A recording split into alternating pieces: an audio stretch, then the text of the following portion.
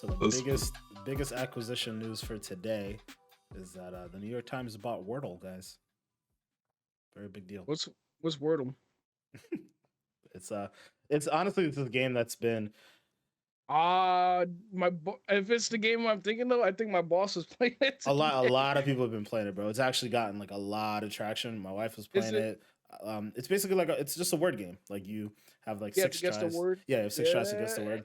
It's honestly kind of a big deal. Like it's like that game is freaking fun.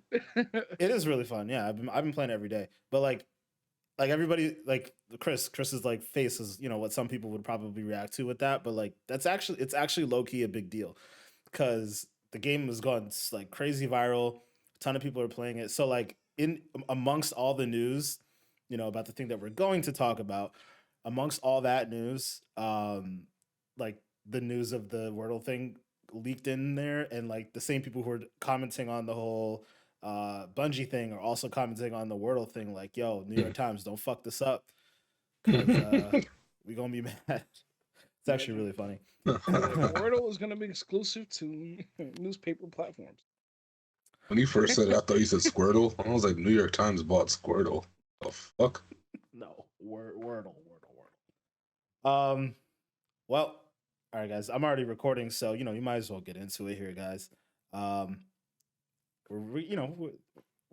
fun and all, but you know we're gonna get into the big acquisition. Game of the week, Wordle. Game of the year, Wordle. But yeah, guys, you already know what it is. Thank you for watching the Xpansion Pack Podcast, where we download this week's gaming news. I'm your boy, Black Ice, joined by my co-host each and every week, starting off with my boy Manny over there to the right, aka Goop Master Flex. What's going on, bro? Here to know, stay gooping. Stay gooping. And hooping. Okay, you got throw something else in there. All right, I feel that. We also got my boy down low here, Mr. May 25th, 525. How you doing, bro? Good, but just trying to understand the hooping part. Yeah, it's straight ice 2K, outside, bro. Oh, 2K, okay. Oh, no, not 2K. Okay. We're talking about real life, yo. Damn, ain't no way to play ball right now, my dude. We got the headband too, yo. That was way too convenient for you to just have next to you for that moment, bro. Like, what? Yo, no, Manny, stay with the headband, yo. If you guys are listening and not if my watching, ball wasn't like buried in the corner, I would grab the ball too. You missed a great moment just now. Oh, yo, yeah, no, guys. If you guys are watching on YouTube, thank you guys for watching. For those of you who are listening, though, you know, whether that be on Apple Podcasts, Spotify, or whatnot, we do have a video podcast up on YouTube. Actually, let me backtrack a little bit on that. A little bit of housekeeping there. We were fortunate enough to get early access to Spotify's video podcasting platform. So chances are, if you're on Spotify, you may be able to see what Manny just did as well. So make sure to check that out. And then also come over to the YouTube page. Make sure you like and subscribe. You know, we appreciate every follower and subscriber that we get. Helps to grow the channel. Helps us to do some really cool and amazing things down the road. So, yeah, that's that.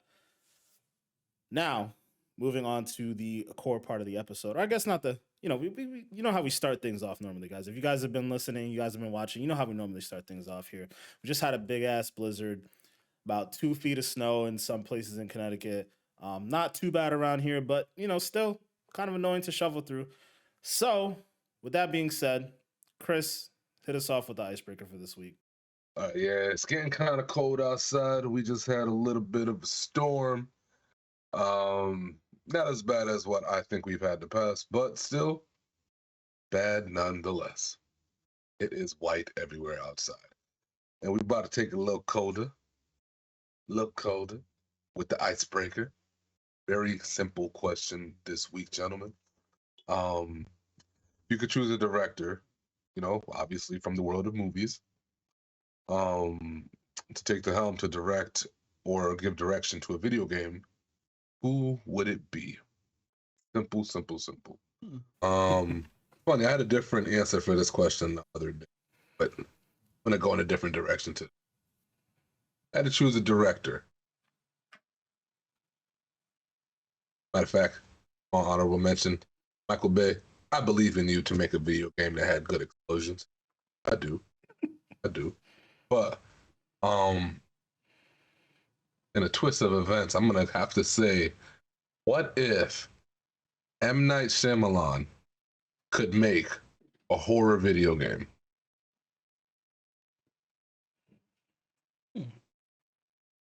Crickets or thought emojis? What are we getting on that? What Bro, movies you he made? just I'm not so familiar with the director, but All let me right, know. so M. Night Shyamalan, I ain't gonna hold you. He don't got the best of track records. Like when he hits. Boy, there's a lot of misses on the bat too. I ain't gonna hold you, but he did Signs, did The Sixth Sense, did Split. He also did, what was that movie, Devil? He also did The Happening. He also did Old, that just came out recently. I don't even know how that did in the theaters. You said Glass, right? Oh, Glass, he did that. Unbreakable. Split. I did say Split. Yeah. I mean, those three are the hitters. I mean, Signs and Signs is iffy. Oh my God, what? The Sixth Sense. Yeah, Sixth Sense. Yeah, Yeah, and Signs. Yeah, I just didn't know if you said it though, but yeah, that was a hitter. When he hits. That's all I can say. You know, when he hits, he hits. Oh, he did Avatar: The Last Airbender too. Oh my God! I was just gonna say, like, you know, he got way more misses than hits. Oh, that was bad. But what would you want to see him make?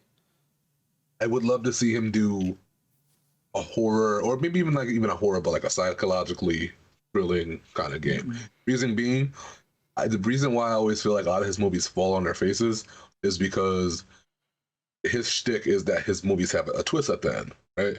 Like, you cannot watch an M. Night Shyamalan movie without seeing some kind of swerve or some shit that comes at the end. Sometimes they're really good. Oftentimes they're very bad.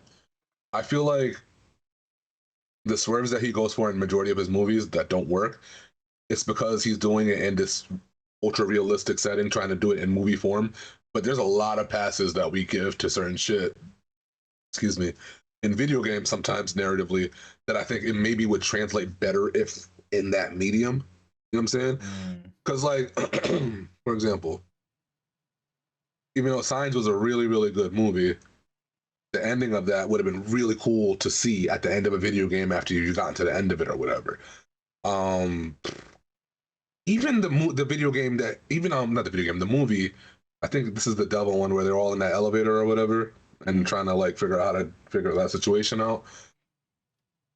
That could have been what 12 minutes was easily to me.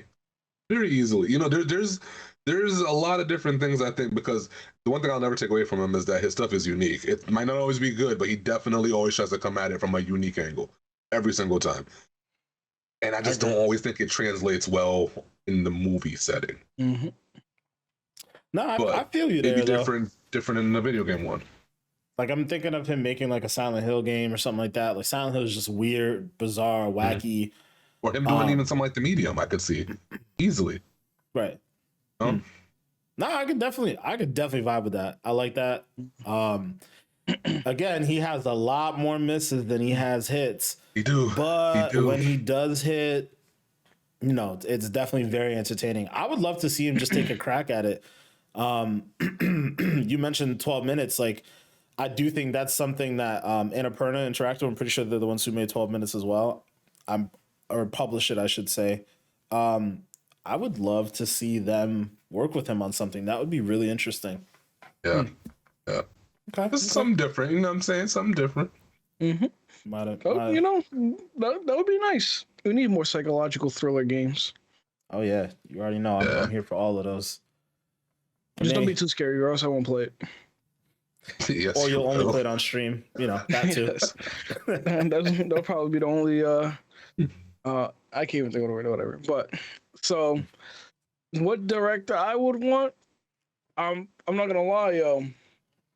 When I was looking through Christopher Nolan's movies, and I saw Inception, I'm like, I think Christopher Nolan, if he teamed up with Remedy, would probably make a banging game. Because I feel like his like movies like Inception, just like remind me of like a Remedy game like Control or whatever, where it's just like weird as fuck, but like it's just so good and storytelling wise. So like I feel like if they were to somehow team up one day to make a game, I think it would be an insta hitter. Like imagine an Inception video game. Like what? Imagine an Alan Wake video game made by Christopher Nolan.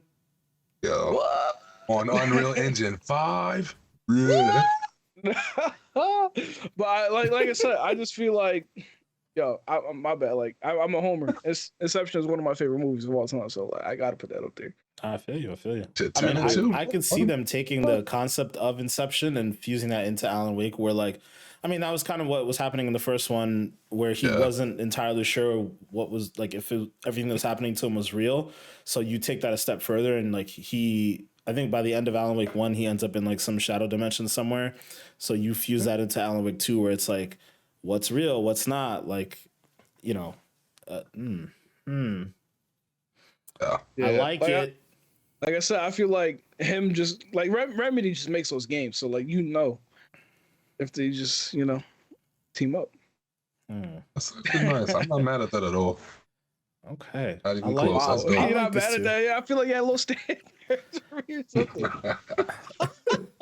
I like both of these, yo. They're both, like thriller, psychological, horror type of angles. I like these. So I'm considering that those are like those types of games and movies are like my thing.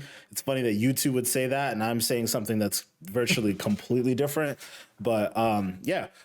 So I want two directors to work together on a GTA game. And those two are James Gunn and Taika Waititi. I want both of them to work together on a GTA game. Now, if you think about, I mean, both of these guys, they're best known for making Marvel movies, right? So obviously we know James Gunn's made Guardians of the Galaxy. He also made the Suicide Squad movie, the most recent one, and now he's making the Peacemaker show. All of them are extremely funny.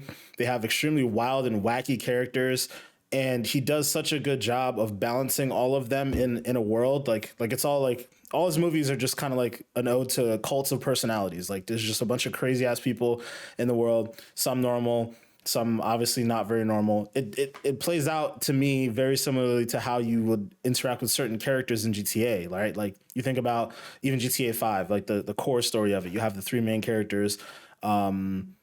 Oh my God. Trevor's the one I'm thinking of off the top, the main one I'm thinking of, but I can't remember the other two names. But Trevor's like a completely wild ass character that's like completely unforgettable. And I would imagine James Gunn and Taika like pulling together just this crazy cast of people. Taika's a whole nother personality in that of himself. Like he made Thor Ragnarok, arguably one of my favorite Marvel movies, hands down. Like great comedy. Another one of those like balancing crazy personalities like Jeff Goldblum's character and, having Hulk in there. Like it's just really fun, colorful, wild movies. And bringing that aesthetic and all the things that come along with it, all the characters and whatnot into Grand Theft Auto, I think would be really cool. That would be a great idea, but the only thing that'll suck is we ain't gonna see like that game come out for another like 20 years. So like, hey, that means they got plenty of time to make it right. The GTA. We need a GTA, man. It's I remember the first rumor said 2023, and now it's like 2025, and it's just like, want it, man. I want it. At this point, just to pace things, I'm more interested in seeing where this GTA Online update's gonna be, like what that's gonna look like, how much of a change it's gonna be, because there was like some information that leaked about it this past couple of weeks, and it seems like they're gonna handle like cosmetics very differently now. And there's a rumor that's saying that it won't be cross-play, so like at least like cross-generation play.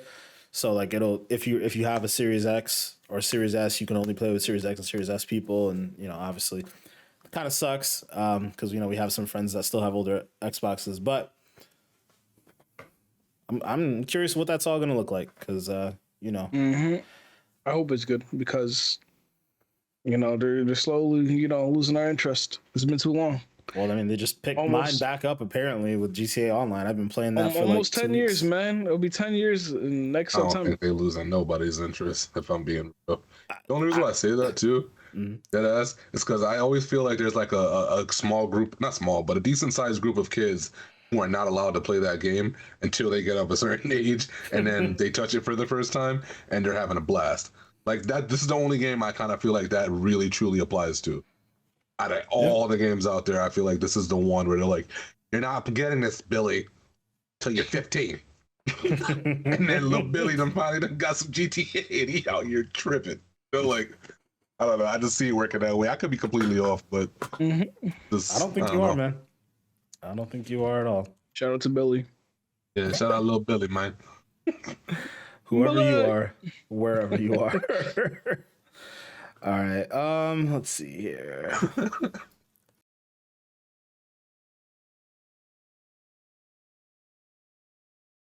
All right. Well, Chris, that was a great icebreaker as always. I would love to see an M. Night Shyamalan game with Annapurna. I'd just be curious to see how weird that's gonna be. Yeah. Obviously, Manny, you know, I'm here for the Inception stuff, whatever game that may be. I really would love for it to be an Alan Wake game, but you know, if they make something else different, that'd be dope too. But you guys kind of Chris's question kind of stirs the spirit of the idea of crossovers, right? Things that we've talked about in the past. So like, you know, the movie industry and the games industry coming together. And it brings us to kind of our first news segment for today. And that's the Halo TV series. We finally got a full-fledged trailer for it. I have to say, I really wasn't expecting to see it, you know, in this form. Like they just kind of dropped it in the middle of the AFC Championship game on Sunday. So, you know, that was cool. I guess you try to get the mainstream audience interested in the show. Obviously, that's why you want to throw it there where you got a lot of eyeballs on it. But man, I have to say, as a Halo fan, I am very, very impressed with what I've seen so far in the trailer. I'm very excited for the series. It's going to be coming March 24th to Paramount Plus only. So I'll have to brush off my subscription to that and check it out when it comes out. But guys, what do you guys think of the trailer that you saw on Sunday? Manny, I'll start with you. Yeah, I mean, you know, it was, like you said, very surprising. I mean, nobody was expecting it, but of course they pulled it out. The trailer looks amazing. But like I mentioned earlier, it's weird not having, like, you know, Master Chief's voice being like Master Chief's voice, if you know what I mean. Especially when you've been playing Halo games for like a long time. But like overall looked great. Can't wait to see how like the story unfolds. You know, what we gonna see, what we gonna get, because you know, it's like our first Halo non-low budget like TV series. The only thing that does suck is Paramount Plus, and you know, I'm broke, but like I'll figure it out. But yeah, everything looked great. You know, from like the armors to like the action scenes and everything like that. Seeing the Covenant, all that kind of stuff. I'm excited to see what, you know, what they have to offer, pretty much. Yeah, man. Yeah, man. Chris, I know you specifically talked about the production value in this one. So, you know, what did you think? What you saw? I'm actually quite impressed with what I saw. Not even gonna hold you. Visually, it's leaps and bounds, leaps and bounds better than what I could have ever imagined. It's funny, man, because damn, what was he? We were in high school back when they first started talking about making a movie someday, and I want to say it was all the way back then. And I don't know, even to this day, it's still hard for me to take certain gaming adaptation movies seriously because I feel like gaming right now is going through the superhero phase, or the comics phase, I should say. Mm-hmm. Whereas when comic movies first started to get made, they were dope for us, but like they weren't nowhere near where they are now. Now it's like, yo, you ain't fucking with comic movie. Shit is legit. And I feel like gaming is just starting right at the same level as they did. So like when I was younger back then, I'm more used to things like you know, these really thrown together. Sometimes you got a little bit of leftover budget and you put together a little fan service type of thing. Like, remember when they did Final Fantasy Advent Children, and that was mad popular, and everybody was like, "Yo, they made the Final Fantasy movie, bro!" And it wasn't really like a movie, but like for us, it was cool. Yeah. Pokemon's done that in a couple different ways. A lot of different things here and there have done that. So I guess my first initial thought process going into the Halo thing was that, they were never going to put this much money into it. They were only going to go so far with it. At the very most, I thought we were going to get like a CW TV show type of production, like The Flash or The Arrow or something like that. Damn. Bruh, this shit all over that. Like, no offense to anybody working at the CW. Y'all do some good work over there. But I know y'all got a certain budget. That's wild, though. Like, I knew Microsoft was not going to let that go down with their fucking prized possession. I just didn't think they were going to go this hard with it. Like, this shit has better production quality than some movies in the theaters right now. That's the thing that's, like, it's above and beyond type of thing, in my opinion. For sure. Down to the way the helmets look, down to the way they got the ships looking. Nothing looks forced or fake. You could tell some of the Craig budget went into some of the aliens in the TV show. Because their facial stuff is on point. I don't know what they was doing with Craig, but the alien in the commercial was looking straight. The elites do look. Nah, man, I'm very, very excited for this. I think it's paying off for Paramount for getting the rights to even have this on their thing exclusively. Because I don't even know how they got into this whole thing. You would have thought somebody else would have jumped on this before they got it. And it just looks like a smart choice now in hindsight kind of thing. For sure. Yeah, man, I just think they're going to be doing good things with this. I'm hoping I'm not overhyping it, but it looks visually very well done. And I already know the story is there. Hopefully it's one of those things where they don't fuck up anything and they just go with what they have. You know what I'm saying? That's what I was going to say. It was like, to me, the aesthetic of the show is really what needed to pan out. Obviously, we'll see about how the actors, go about their business and whatnot. But the story is obviously there. It's a story I've already played, especially when they announced that this series was going to follow Master Chief. It was like, okay, it's going to have to follow a story that we already know at some level. We already understand the universe. There's the seed was already planted for this stuff. I don't know if Joe Staten is involved in this in any meaningful way. He's the person who wrote the story for the original Halo. He now currently works at 343. I think he's like the head of 343 now. He helped to get Halo Infinite shipped and whatnot. He's responsible for writing a lot of the lore of Halo and the story itself. I would have to imagine at some level he's involved with this.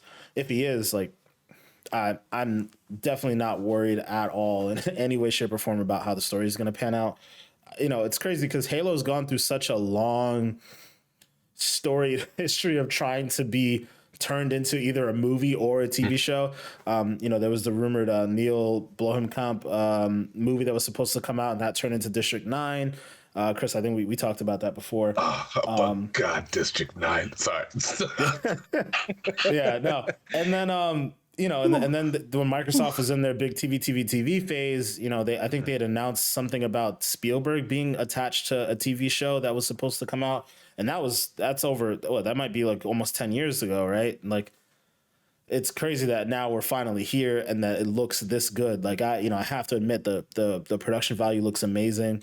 One of the things that I was worried about, I expected the production value to be good, but I was worried that it was going to end up looking or feeling too much like The Mandalorian because it's a very similar thing where it's like big, burly, brooding main character who never shows his face, and then it's like a space opera in a sense. Like I was kind of expecting it to look a little bit more like that, and I was hoping it wouldn't. And it's very different. It's way more vibrant. Like colors are popping out at you at any given moment. And Manny, you mentioned the voice acting. Like it's slightly disappointing that he doesn't sound more like the original voice actor, but at the same time, I think he sounds enough like it that I can get past it. Cortana, though, sounds dead on. Cortana is the one problem I have in this entire trailer. I don't like the way she looks. It's like I have the same. I feel. Yeah, like it's like I can't put my finger on exactly what it is.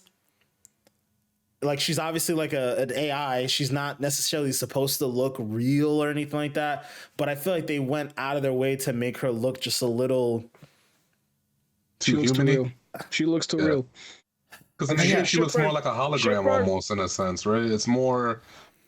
You could definitely look at her in the video game and know that that's an AI. Whereas if you look at what you saw in the trailer really quick, you're just gonna think that's a person.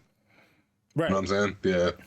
Yeah. I mean, she has the bluest hue, and like, I'm sure they will set it up in such a way that she may look a little bit more hologrammy because it was kind of a close up.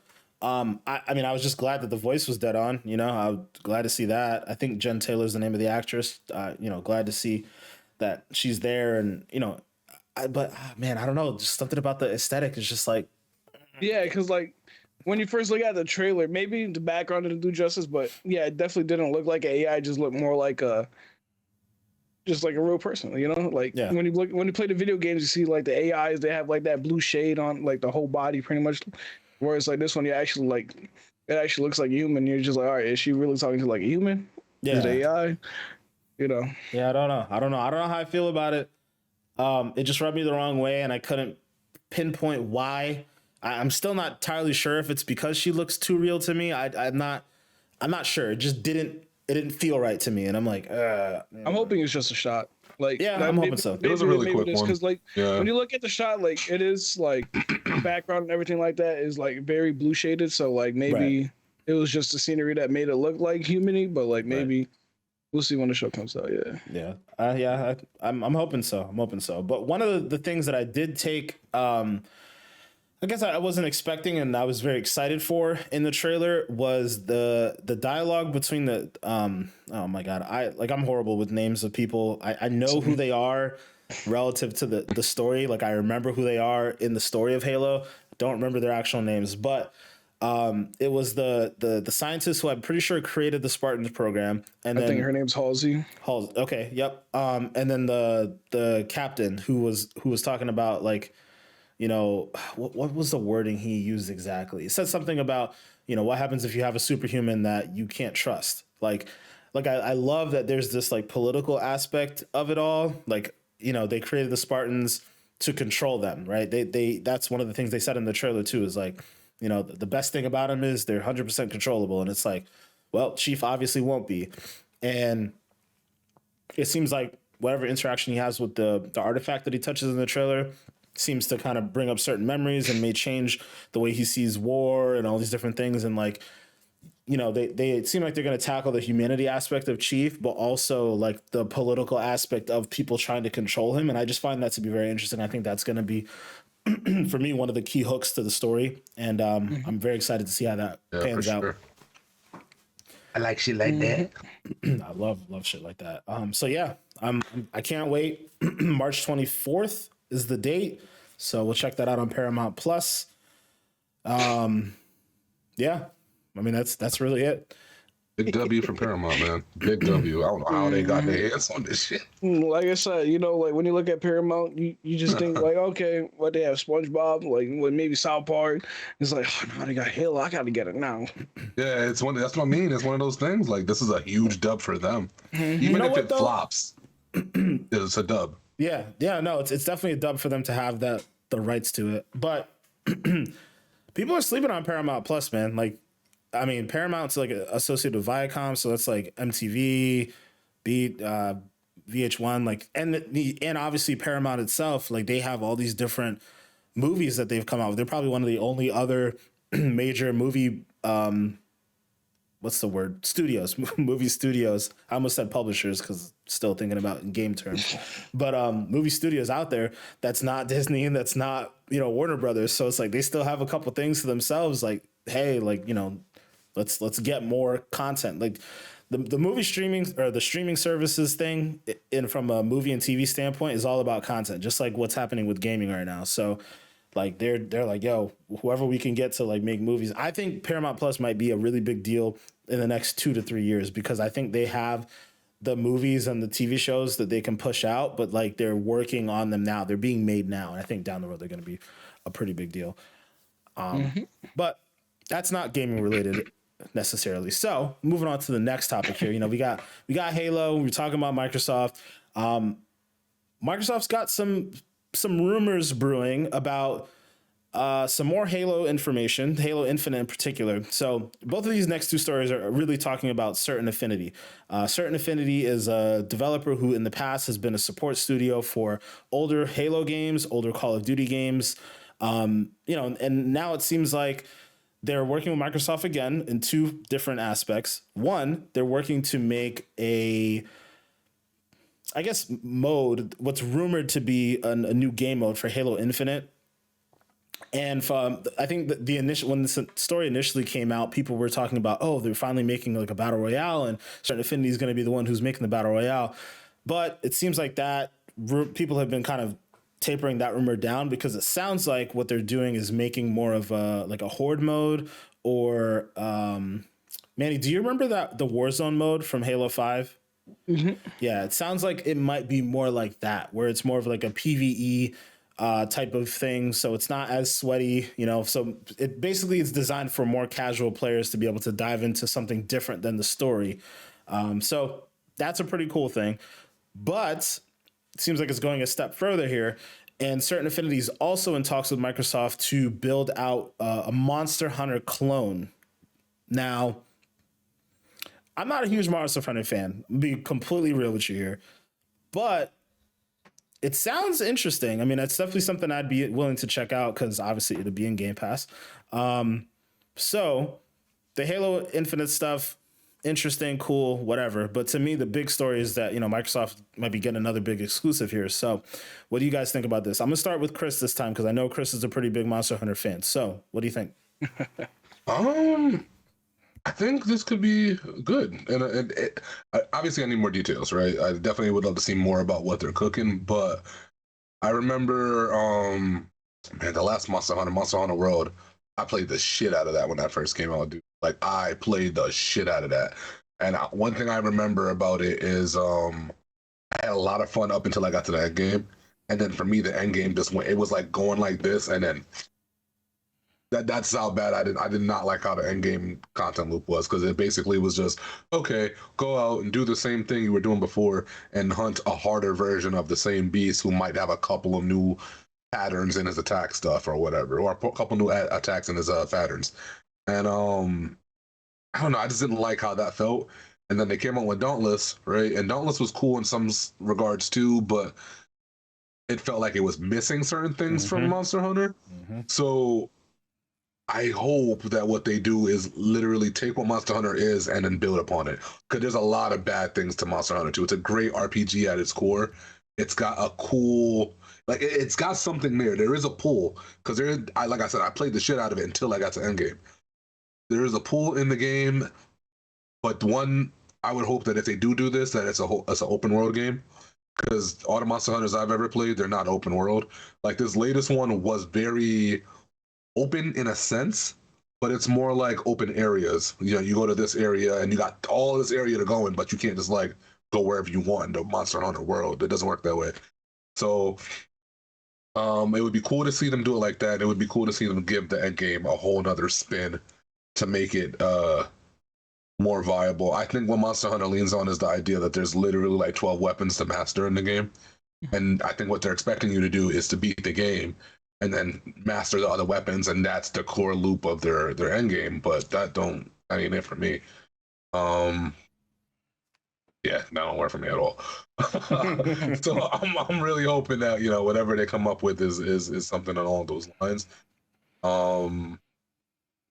Yeah, because I honestly feel this is one of those genres that, even though Monster Hunter probably has the lead in terms of the genre, I don't think it's hard for somebody else to come out of nowhere and be like, all right, I agree. we got this. I agree. You know what I'm saying? So I look at it as a plus. I hope they take their time with it. I hope they do not rush it, because I do enjoy games like this, definitely. I like being able to go find monsters and then do it, because again, there is a loop. There's a whole laboratory in Monster Hunter, or not laboratory, but a lab where they're breaking down why they're hunting the monsters and why you need to do certain things in order to get certain parts of their pages in the journal. And it's a cool little loop. I remember there was one time where I was walking around in the public hub, and they had captured a monster, and you could literally see the people bringing it back in from the expedition, and the shit is like all tied up and shit because it's one of them big ass T-Rex Johns, and you know what I'm saying, you can't really, you know what I mean,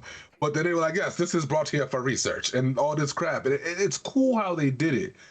I think the new Pokemon game took liberties actually from them too in their game. It's just there's a whole other level they can take this genre to that Monster Hunter, unfortunately, is a little complacent, kind of like a lot of these other games here and there. Like they got a good formula and they're not trying to change it. And there's maybe 2 levels above where they can go. Maybe not even just 1. There might even be 2. So yeah, that's how I feel about that. Overall, I think it's a plus, and please do well with this. Could be a push to maybe even help Monster Hunter kind of elevate their game too, if this game does hit. But it's definitely interesting. Manny, what do you think about the news? Yeah, I remember we actually discussed this a little bit a couple of days ago when I saw this, and I was like, what if Microsoft tries to bring back Scalebound, and instead of using, Platinum Games, who originally was going to try to make the game, use Certain Affinity, and like ends up making it like a Monster Hunter like game because, Scalebound was more of just like a hack and slash kind of game, Platinum Games and their kind of formula. So, I mean, you take that formula of like it being a Monster Hunter type game and taking it to their own IP. I mean, Scalebound was something that they, had. It was going to be an exclusive. Why not use that exclusive title name and bring it into like a Monster Hunter like universe or like formula of a games? I would like to see that because, in the end, it's like, we see a game that they announce and they cancel it, and it's just like, it's a shame. But if they were to bring it back into a Monster Hunter style, I think it definitely can be successful. I'm gonna tell you right now, if if they were bringing back Scalebound, that would be in this rumor because people were so upset when that game got canceled. That game was like, it looked like it had so much potential, and then they're like, "Yeah, we're not doing this," and I was just like, "Why? Why?" That really sucked. But I would love it, man. That game looked like it was dope.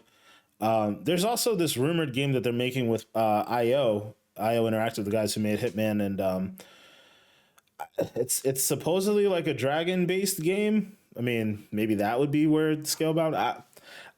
Be interesting to say the least. The thing that for me that I find interesting about this rumor, I mean, obviously there's so little information about this. Monster Hunter clone is the word that's being thrown around, and that could mean literally anything. To me, Monster Hunter is the most popular overseas. And to have Certain Affinity making it, I don't know, man. I just have this vibe that like if it is too closely replicating a Monster Hunter clone, I don't see that taking off very well being made by an American studio. I know that sounds weird, but I don't know. I'm skeptical if it really is like a direct clone. Like I'm hoping that there's like a angle that really does like hit, for a more of a Western audience. I don't know. I feel weird about it. Just it's weird to me. Oh, I totally agree because it's like, you look at it and it's like, all right, why would you take a formula of something else when you could just make your own formula and try to be successful with that? So I can see what you mean. It would be kind of like crappy to just like, take a copy and paste of like Monster Hunter to your own IP, but in the end, if they do like in their own twist and do a good job with it, I'm down.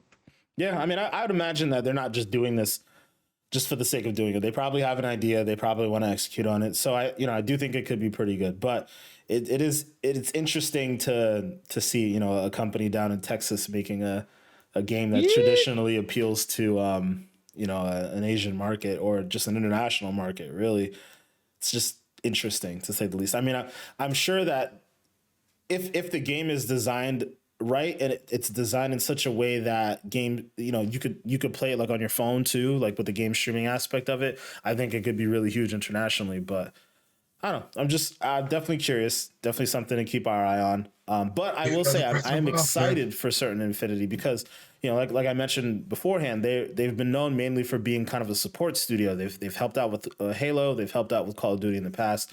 And it's interesting. They're made up of ex Bungie employees. So, you know, I feel like all of our stories are really tying in today. But yeah, you know, again, shout out to Certain Affinity. Hopefully that game, we hear a little bit something about it soon. You know, they said that the rumor says that it's supposed to release in 2024. So we'll keep our eyes out for that one. Maybe we'll get a review at E3 or something along those lines. But we got to move on to our final story here. You know, speaking of Bungie and ex-Bungie employees, the big news for today in particular is that Sony is entering an agreement to purchase Bungie for $3.6 billion. Now, you know, obviously we've talked about the big Activision Blizzard purchase for $70 billion, but, you know, it's obviously pales in comparison. But I will have to say this has to be the biggest purchase for a single studio ever, right? You know, I think we obviously talked about the Bethesda purchase, which is $7 billion, and that was, you know, multiple studios. Activision Blizzard, obviously multiple studios. So a single studio for nearly $4 billion. It's a very interesting situation here. And that's not where the interesting stuff stops, really. Pretty much right off the bat, you know, I'll just read the press release here. Let's see. Right from the very beginning. And the wording is very specific, too. So this is coming directly from Bungie.net, their news site. Bungie joins Sony Interactive Entertainment. Very specific. We believe games have limitless potential and that to do anything worthwhile in entertainment, we must bet big on our vision, on our studio, and our incredible team of trusted creators who build unforgettable worlds that truly matter to people. In Sony Interactive Entertainment, we have found a partner who unconditionally supports us in all we are and who wants to accelerate our vision to create generation-spanning entertainment, all while preserving the creative independence that beats in Bungie's heart. Like us, SIE believes that game worlds are only the beginning of what our IPs could become. Together, we share a vision of creating and fostering iconic franchises that unite friends across the world, families across generations, and fans across multiple platforms and entertainment mediums. That final part is very, very key. It's through the entire messaging of this whole acquisition today, there's been a very single thread that nothing is going to change about Bungie whatsoever. They're going to remain independent. They're going to be self-publishing their own games. They're going to continue to make all of their games multi-platform. It's just a very, very interesting deal coming from Sony. And again, it's very specific. It doesn't say that Bungie's joining PlayStation, right? It says it's joining Sony Interactive Entertainment. So they will not be a part of PlayStation Studios. They won't be like under the same umbrella as Naughty Dog, under the same umbrella as Insomniac. They are effectively functioning as a separate entity under Sony's entertainment platform. Very fascinating, right? You know, We've talked about this at length on this podcast about how Sony has and would normally handle an acquisition. You know, they make everything exclusive and they you know, push everybody out, right? This seems to be signaling a very different type of acquisition in so many different terms, right? Sony is wholly taking control of Bungie as far as like their shares go. Like the article that I was reading earlier said that Sony will 100% take control of Bungie shares, but allow them to operate independently. And obviously, you know, for those of you who don't know Bungie's history, they started off as an independent studio. They were making, I think they made Marathon and Oni, I think was one of their first games. Then as they were trying to make Halo, you know, the game that you know we all know and love now, as they were trying to make Halo, they were apparently having some trouble making the game. The game was initially supposed to release on Mac, of all things, back in the day. And Microsoft came in when they were, you know, building the original Xbox and said, all right, we'll help fund you guys finishing the game and we'll go ahead and acquire your studio. And that, they lived harmoniously for roughly 10 years. And then Bungie said, hey, we don't want to make Halos anymore. And Microsoft was like, tough shit. You need to make Halos. So, because obviously Halo was the biggest thing in the world at the time, and they pitched them Destiny, and, Microsoft really wasn't here for it because, again, they just wanted to continue making Halos. And so Bungie broke off from Microsoft. They purchased themselves out of that and then put themselves in I would argue, a worse situation by going under Activision. And then obviously, they made Destiny. Destiny 1 was a pretty big success. Destiny 2 in its inception or initial launch was a massive failure. And, Chris, obviously you can attest to that as you've been a Destiny fan for quite some time. And, that relationship got very, very sour. And again, Bungie buys themselves out of that contract to go independent again. So to see them go and be bought by another company a third time seems weird to me in a lot of ways.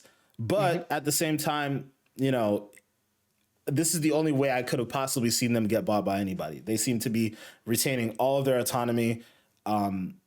It's amazing. This is very, very fascinating. So Chris, you and I are big Bungie fans. We're big Destiny fans. Chris, I'm going to start with you again on this one, man. What do you think about this news? It's not as jaw-rocking as the Activision news. That shit was a little bit weird for a few days for me. I had to absorb that one. You know what I'm saying? This one more hits me harder just because it's Bungie and they make, favorite game right now. So, it's weird. But after that initial maybe 10, 15 minutes of shock and reading a couple things, I watched Paul Tassi's video. I've come to the conclusion, excuse me, I don't think this acquisition has a single thing to do with gaming. I think the gaming is literally, when it comes with it, is more so the cherry on the top of everything else. I think this is the first time we're seeing Sony make a play, at least maybe in a while, where this is a long game play right here, in my opinion. I don't think this has anything to do with anything immediate. Bungie very much, especially if we're talking about Destiny, right? If we're going to talk about the gaming portion of it, they've already been working on Matter for a couple years now, and they've got Destiny roadmapped for another 3 years. They're going to keep on building on this same exact thing that they have right now. And they don't have any other games in the works from what I know. So in my opinion, I just didn't. I had a hard time trying to understand how is this so focused on gaming. I really don't think it is, and I think it's very interesting that earlier tonight we spoke about Halo with Paramount and how they're doing what they're doing, and this just led me to believe that if they allowed Bungie to stay independent, if they literally allowed them to say, "Listen, we're gonna buy you guys, but we're not gonna fuck with what you guys are doing in your studio. Have the game. We don't even care about that. You want to keep doing your game the way you guys want to do it, cool, because you guys are already successful in it. So us buying you on that regard is already a dub, right? Do what y'all do.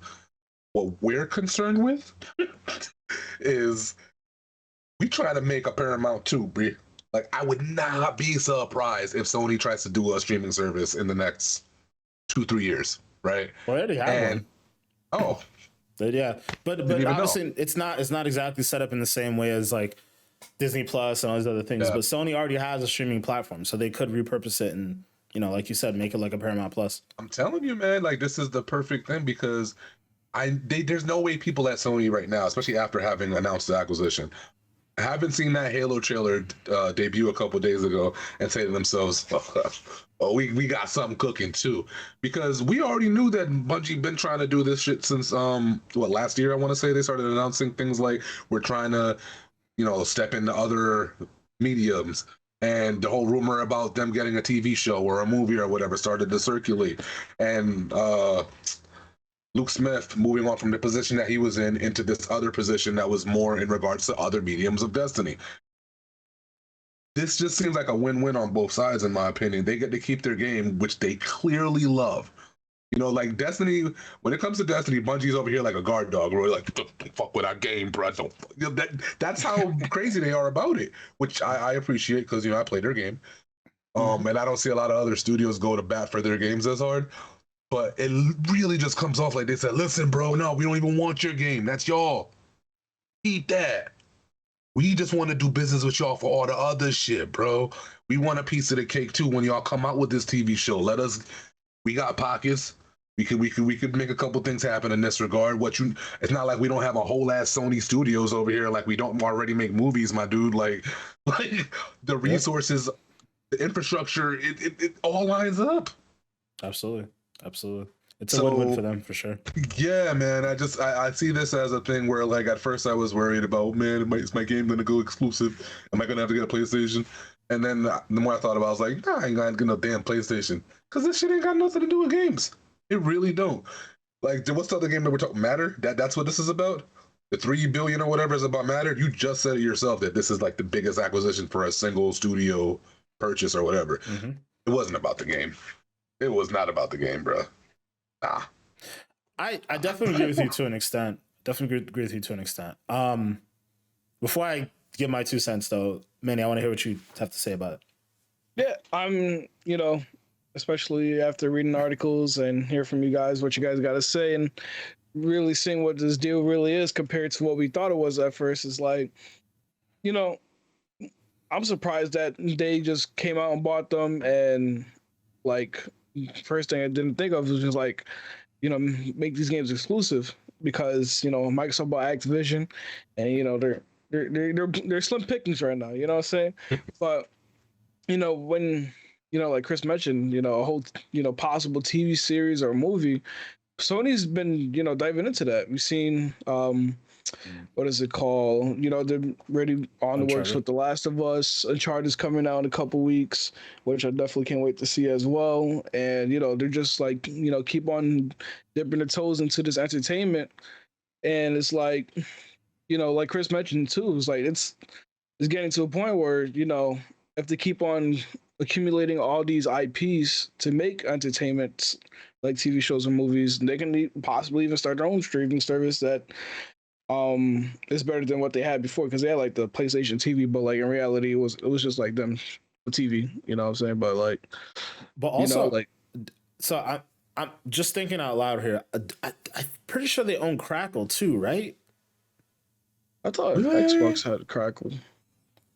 No, I mean, it's on. I want to say you're right, but I can't remember if that's the truth.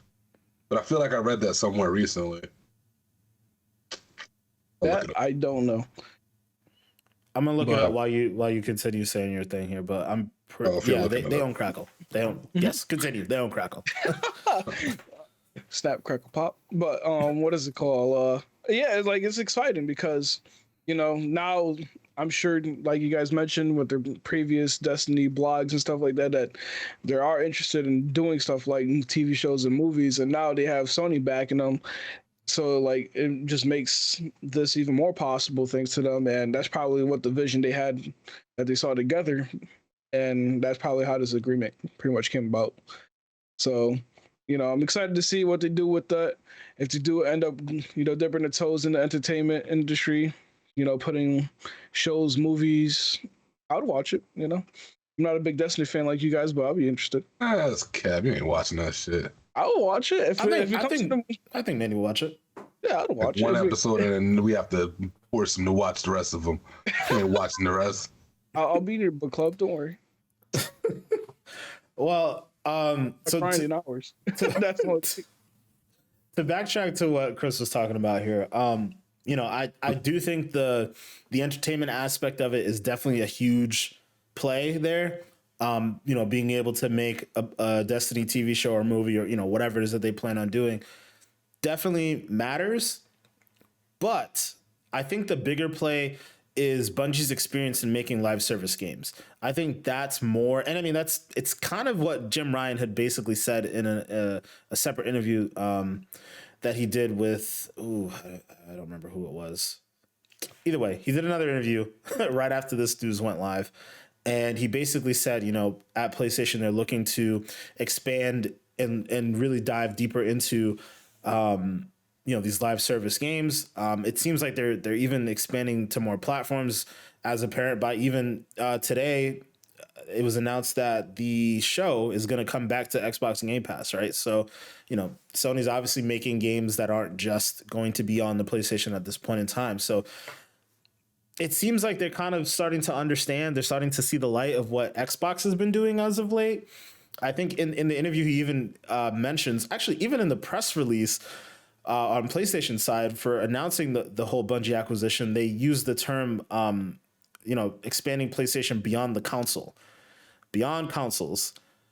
That seems very similar to Microsoft's wording around, like playing anywhere you want. Like I think Bungie even said the same thing. Play where you want, this, that, and the other. That seems to be more a sign of the times and how things are changing in the industry.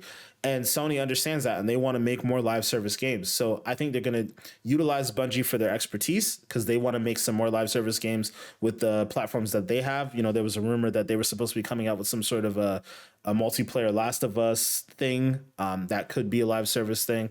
So I think they definitely want to utilize the knowledge that's there at Bungie.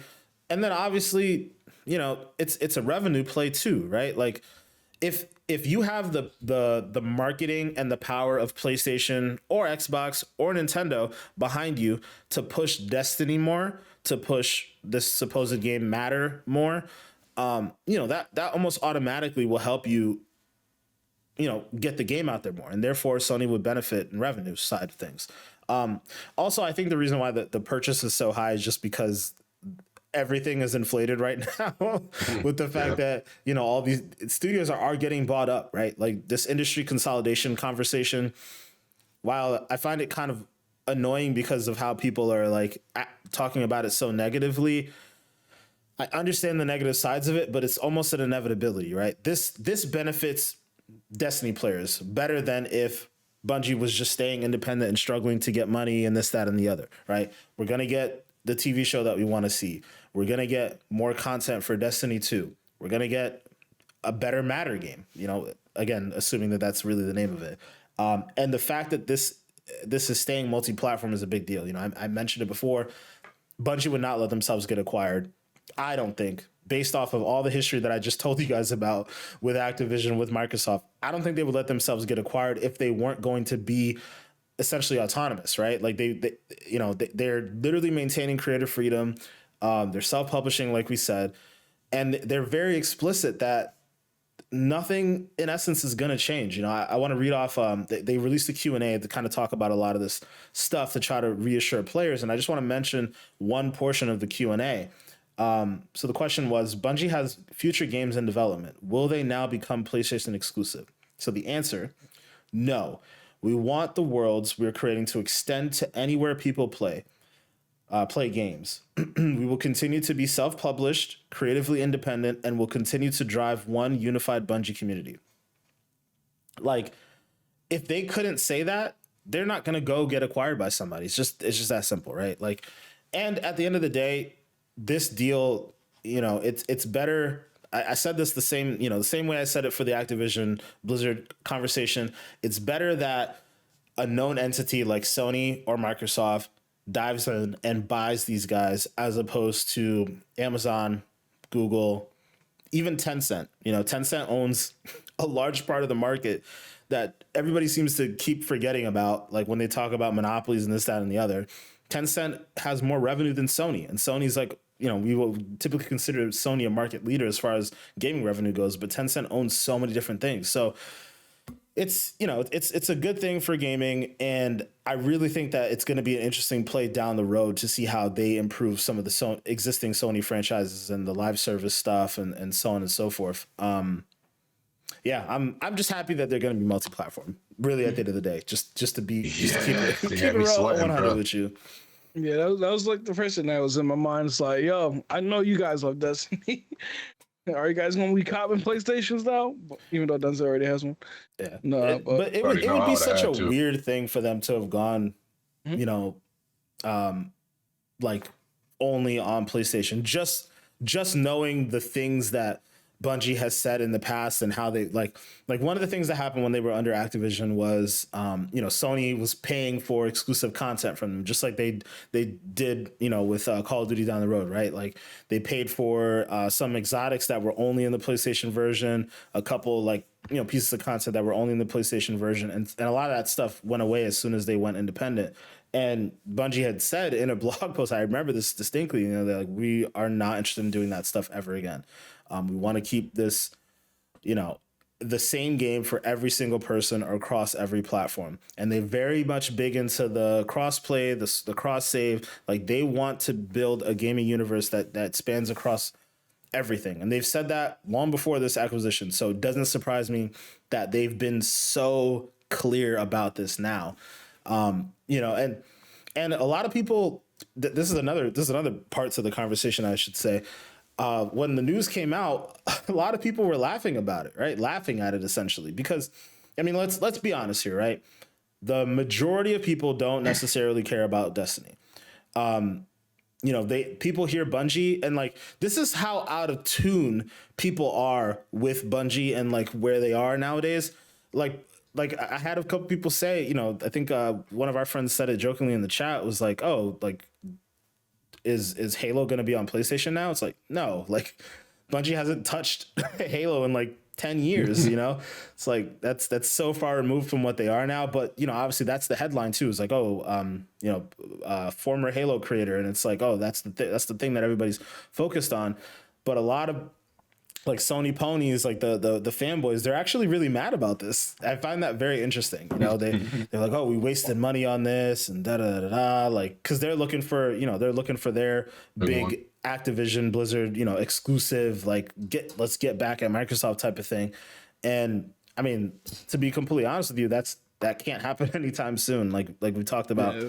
Sony doesn't have the money. Yeah, Sony doesn't have the money for that. But this is a smart play. I mean, it's not. It's obviously not a retaliation thing. It's not in an answer to what Activision did, because this has obviously been in development. Like, they didn't just pull this deal together in a week. Like, that's just not how that works. So this has been in development for a while. I think Jim Ryan said specifically they've been talking for about 5 months. So it's this. It seems like everybody knew this was coming. I'm assuming that Microsoft knew this was coming too. They were probably one of the people who were in the room, having discussions about, acquiring them. I would imagine that Microsoft there had to be some reason for why Microsoft didn't dive into this, because Destiny is Phil's favorite game. It's literally Phil Spencer's favorite game. He talks about it all the time. He's not very shy about how much he loves Bungie, and he loved when he worked with them when they were still a part of Microsoft. He's been pretty vocal about how unfortunate it was that they left. So it doesn't, it wouldn't surprise me if Microsoft was there, at the table trying to have conversations about this. I'm wondering how those conversations went. I wonder what happened. I'm imagining the price was probably, pretty high. Obviously not too high for Microsoft because they just dropped $70 billion, but I don't know. It's interesting. I'm curious to know what happened, because it just seems like what Bungie was doing made a lot of sense for Microsoft too. Like, just as much as it makes sense for PlayStation, it makes sense for Microsoft. One thing that I do want to say before I kind of go back around the room, talk about this a little bit more. This seems like Sony's version of Mojang. So Microsoft bought Mojang. For those of you who don't know, Mojang are the people who make Minecraft, right? Microsoft bought them, essentially let them just do their own thing. They're still a part of Xbox Game Studios, but they do their own thing. They still make Minecraft across literally every single platform known to man. And they essentially just leave them alone, right? This seems very similar to that for PlayStation. So, it's good to see that PlayStation is kind of getting on board with that philosophy of making live service games and like letting them live everywhere. And I hope that it signals the changing of the guard for other things too. I mean, I don't think that this will happen because I don't see it in the same way, but some people on Twitter were talking about, well, could we see Spider-Man on Xbox now? Could we see this? Could we see that? That's not going to happen. But, understanding that people are just going to start playing nice in this regard and be more worried about, putting out games for all gamers as opposed to closing off an ecosystem, I think is going to be interesting. But I also think that, if it comes down to it, because Sony's also said that they're not done buying studios. So I do think there's going to be a couple more acquisitions that do fall into a traditional like Insomniac or Naughty Dog type of role. But I wonder if and I'll pose this question and go around, to hear what all of you guys think. I wonder if at some point down the road, these purchases become bargaining chips.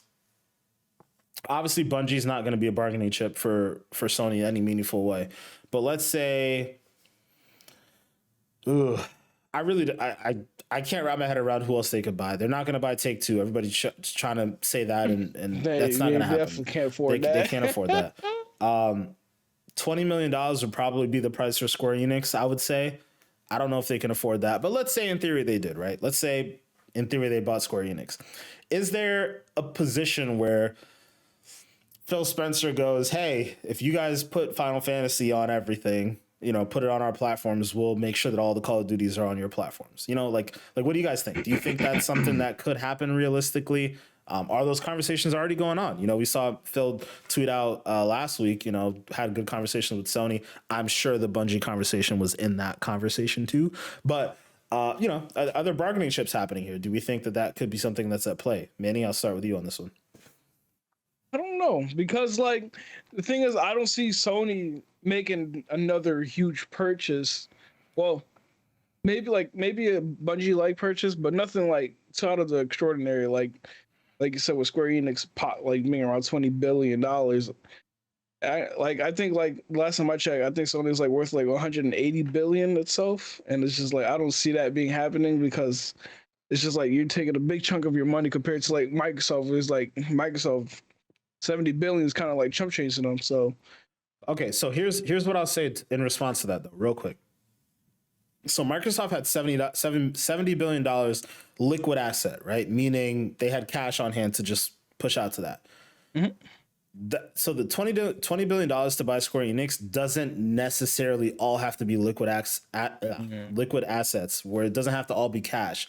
You could be selling, let's say, it seems unrealistic, but let's say in theory, $10 billion worth of stock in Sony, and then $10 billion in cash, right? That's how a lot of these deals happen sometimes. Do you think that's more realistic? There's more than one way to create value to sell to somebody, right? It doesn't always have to be cash. There are a number of different ways that these type of acquisitions happen. So I just wanted to say that before I let you finish your thing. So okay, well, yeah. No, I agree, but even so, I feel I don't think that would be a bargaining chip enough for Microsoft to be all right, we'll give you this if you give us that. I feel Microsoft will probably just be oh, you want to do that? Oh, we can show you what we can do, and just buy a different studio and just be okay, we'll take these games from you.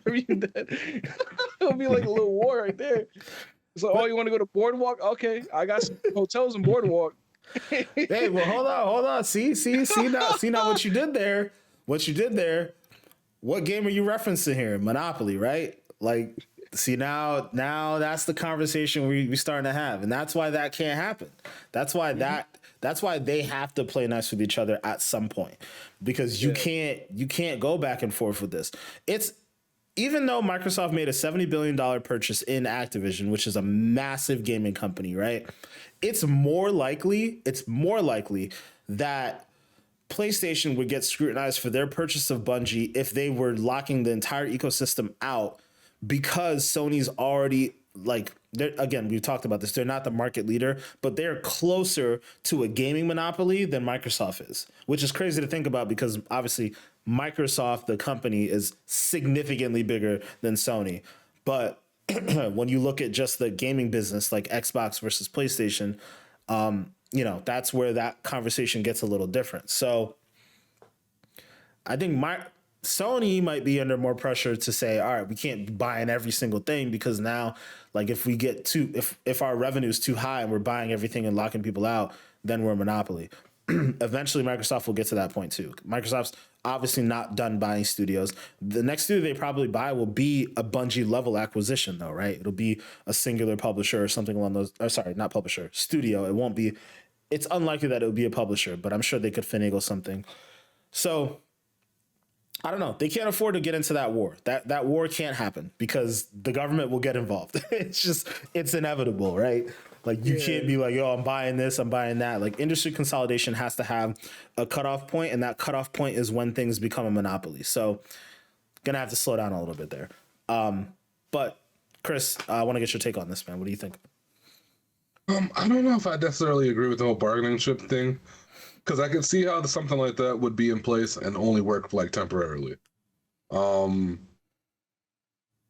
Yeah, just because I have a hard time believing that everything would just go. We're being nice guys with each other just for the whole entire time of it. Like I think eventually one of the other sides would be like, "Hey, we want that game too," and you gotta imagine that some things here and there they're gonna want to keep in house. You know, it doesn't make sense to give each other everything.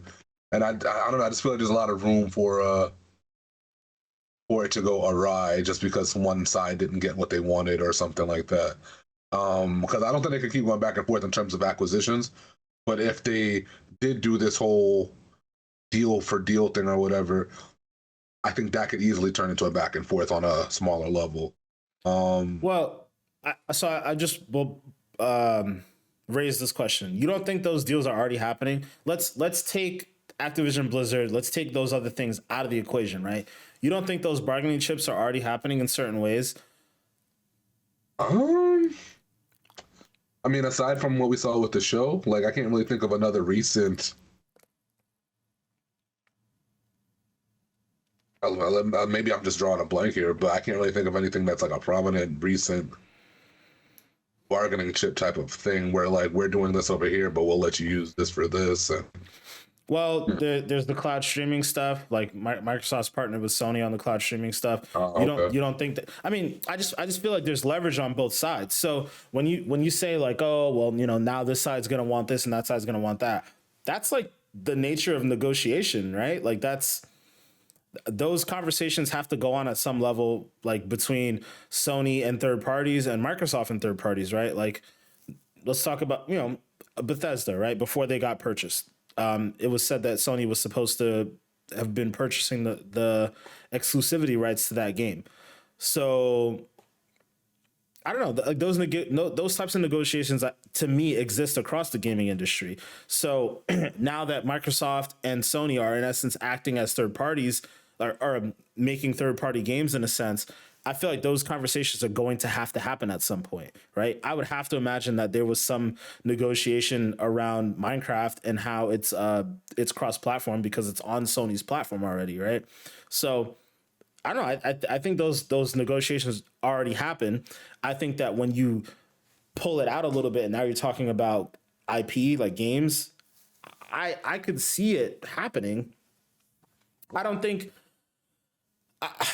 Like I said, I don't think that Sony has the chips right now, unless Sony was like, hey, yo, if you keep making Call of Duties and you keep putting them on PlayStation, we'll give you like Spider-Man. Like if I'm Phil Spencer, I'm doing that's that. a good deal. Yeah, I'm doing that, absolutely. right? So like that's what I'm saying is like, if the negotiation, you know, if everyone has leverage in some way, shape, or form, right? So if the deal is sweet enough, right? This is a weird example, but you know. We played fantasy basketball together, right?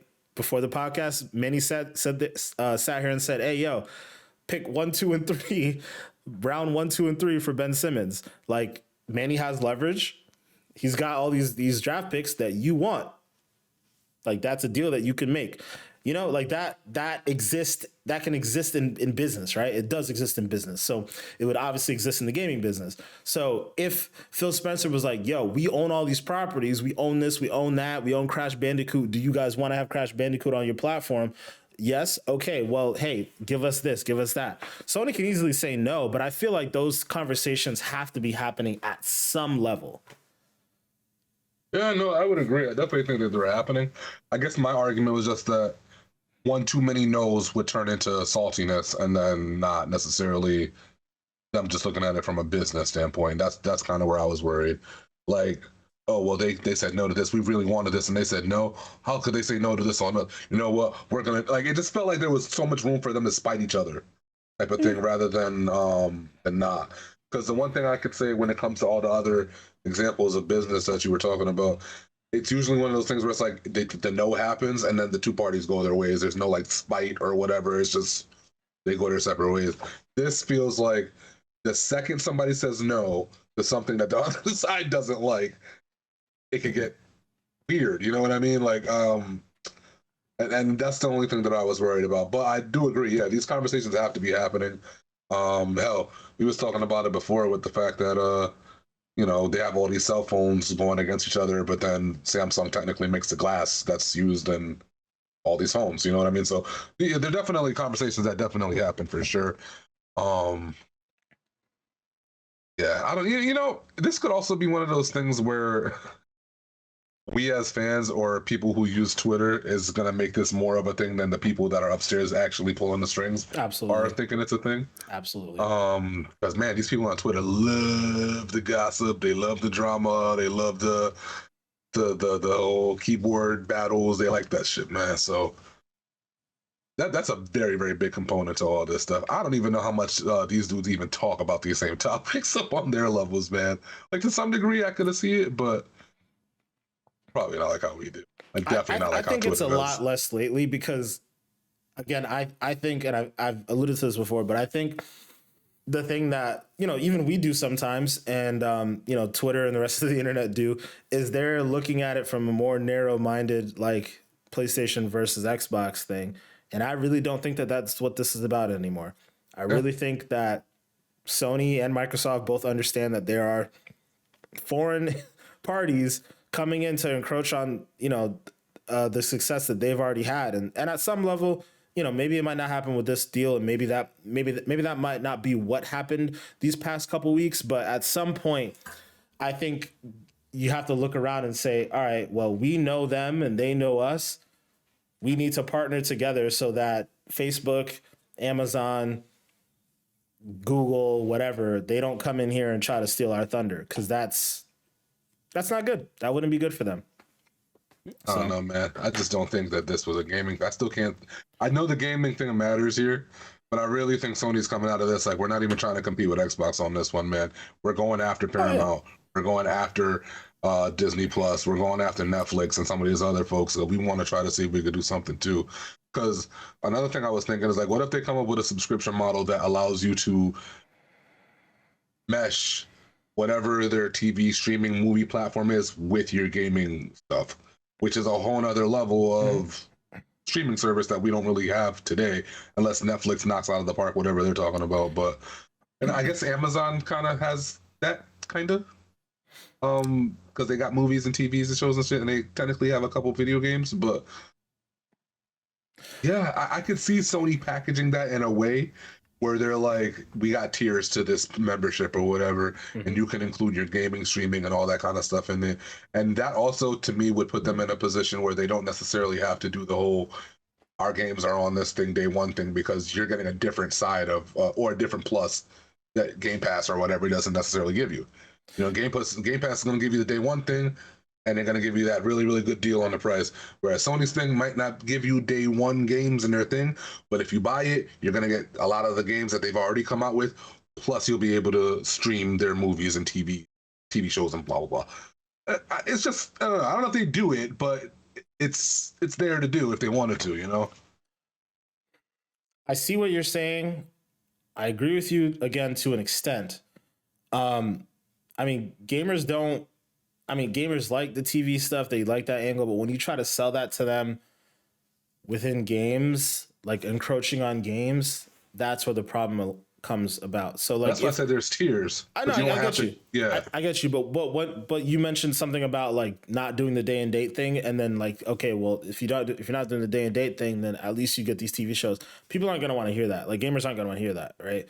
They want games, and like if Microsoft over there is doing day and date on their best games, they want it to happen over here. But I'll push back even further on the idea of them buying Bungie for like entertainment content.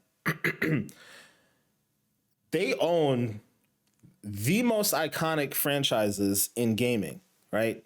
Like you already have God of War, you have The Last of Us, you have Uncharted, you have Ghost of Tsushima, you have Spider-Man, all those different things. Like the gamut of games and properties that Sony owns right now, and then not to mention like the properties that Sony owns, like under like Columbia Pictures and all that stuff. you went out and bought Bungie for a movie and a TV show. Like I don't know. I'm not buying that. That's the main reason. Like you buy Bungie for gaming. You buy them for like the expertise that they have. Like they make hands down the best first person shooter mechanics next to Call of Duty. I would argue that it's better than Call of Duty in my opinion, but you know, that's neither here nor there. Like you want their expertise in making video games, I think. And again, the money is in the services and the live service stuff. And they have experience with that like in droves. And they're arguably the most successful live service game out there, next to like obviously not talking about Fortnite and things like that, but you know, like they've been one of the few live service looter shooters. I mean, they're the only, in my opinion, successful live service looter shooter out there. Outriders is trash. Everyone else who's tried to really come into that zone is not as good. Like I heard somebody earlier today talking about Warframe and how they felt like Warframe was a better game. Like it's not. I'm sorry, it's just not. Nowhere it's near. not. It's not even close. So I don't know. I push back on the idea that this was solely about the TV. Like I think that that's an added bonus, and I think that if you look at it from the standpoint of like Bungie's side, yeah, that would mainly be why you want to get into that partnership, because they can make the they can make the TV shows for you. They have all the resources and all that stuff. But I think the main thing from Sony's side is getting the expertise on the gaming aspect, the live service stuff, their technology as well. And Sony doesn't have a lot of first person shooters, right?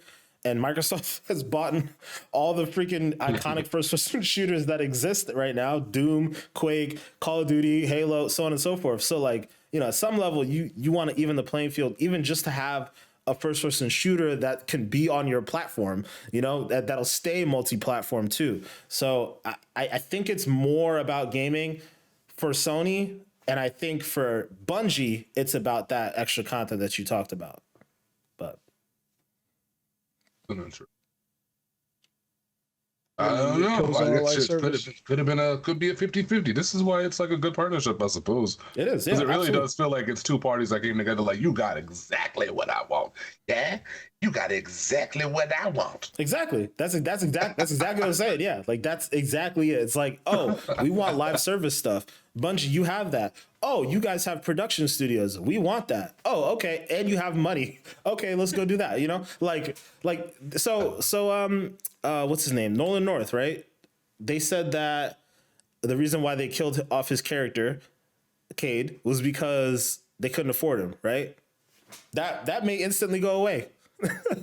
Like we may get Cade back. I mean, I don't know. That would be wild. But you know, let's say in theory we get like more expensive voice actors to be in Destiny or whatnot. We don't have to worry as much about that. I mean, Nolan North already has a good relationship with Sony because he's the voice of Nathan Drake, right, in Uncharted. So I don't know. Like there are levels to this that I don't think. I think for Bungie is not about gaming. It's about all the extra things. And again, I think from Sony's side of it, it is all about gaming.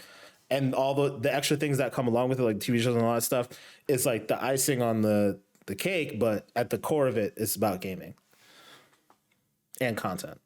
So, yeah, it's interesting, man. It's interesting. I mean, you know, we're definitely going to have a lot more to say about it down the road. I'm very curious to hear all the news stories that are going to come out in the following days. Like, Microsoft was in talks to buy them for $2 billion, but this happened and that happened. And then Amazon almost tried to step in and buy them for $10 million. And we know those stories are coming. I always love that type of stuff for later on down the road. Can you imagine like being at Amazon or Google? You're trying to get one of these acquisitions and then you turn on the TV. That's the third one, bro. We couldn't even launch. We put them all in the Stadia commercials. Oh my goodness. You couldn't see Stadia without saying Destiny, and you tell him, "Come on, man." Yo, that's actually a good point, man. Bro. Yeah, they were partnered with them heavily. Yeah. I feel like a big part of why Microsoft didn't buy him is probably because like they're probably in talks And then Activision knocked on the door. They're like, gotta slow down, Bungie.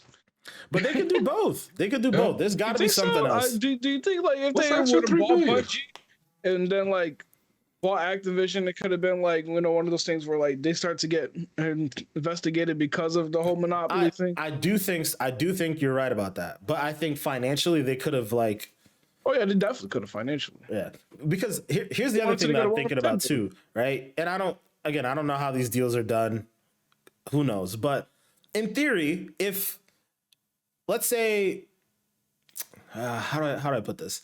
I feel like Microsoft would be strategic about an acquisition like that, where it's like, okay, well, we have to move on this Activision thing now. What if we make an investment into Bungie real quick?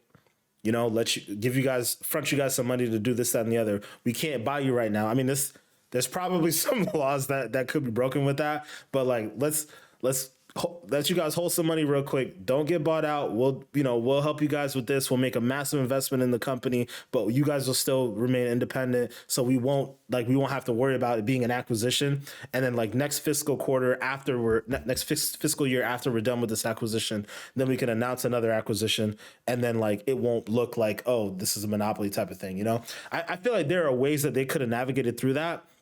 So the fact that they've gone to Sony, something had to have happened. Either Microsoft just flat out walked away from the conversation for some reason or another, or maybe Microsoft wasn't willing to let them. I mean, that doesn't make sense knowing what we know about Microsoft, but maybe Microsoft wasn't willing to just let them be completely independent in the way that they were trying to be. I don't think that's true, because it seems like Bethesda's going to be operating largely independent. I don't know, man. I'm sure we'll get some sort of story about why this didn't go down for Studio A or Person B or whatever. I'm sure we'll get some more information about how this came about, and it's definitely very fascinating. I'm very curious to see if there are more acquisitions like this one in particular down the road for any company, really. It doesn't matter whether it's Sony, Microsoft, or EA or Take-Two. I mean, it doesn't matter. I'm very curious to see if being owned by a company like this, but virtually operating completely autonomously in this day and age, like how that's really going to look for other companies. So, no, it's definitely going to be very interesting. Yeah, it does. Yeah, I think this is a good place to cap it, though. We definitely had a pretty healthy and lengthy conversation about this, and of course, we're gonna talk about a lot more. This isn't as big as the Activision Blizzard thing, and obviously I still think that's the biggest story of this year, but it seems like we're probably going to hear a little bit more about a couple more companies getting acquired soon enough. So it's big for me, bruh. Pause. It's definitely big for us, but in the context of the gaming world, not as big, but definitely as interesting. Definitely. But yeah, guys. Yeah, thank you guys for watching again and listening as always. For those of you who are listening on the podcast on Spotify or Apple Podcasts, again, we do have a YouTube page. Make sure to go check us out. Make sure to like and subscribe, support us as much as you guys can. And with that being said, before we get out of here, Manny, let us know where the people can find you. You already know. You can find me on twitch.tv/GoMasterFlex, as well as TikTok, Twitter, and Instagram at GoMasterFlex with the underscore. The only difference is on Instagram is GoMasterFlex_TTV. But everything else is GoMasterFlex_. And the other ones at GoMasterFlex on Twitch. Word. Mr. 525, what about you, man? Y'all know what it is, man. Y'all can catch me on everything at MAY25THXX. On everything. Please don't forget the XX. That's it. Oh, Phil, you can pen pound me. You need to talk. Let me come look for you, Phil. You know what the fuck it is. All right, go ahead, man. Anyways, guys, you guys can find me at Black Ice 8 pretty much everywhere. Only difference is on the TikTok and the Instagram. It's at Black Ice 8_gaming. Also, make sure to check out the podcast on Twitter and Instagram at XPack Pod. And on TikTok, you can just search up Xpansion Pack Podcast with an X to find us. Thank you guys again for the support, and we will check you guys out next week. Peace. Peace.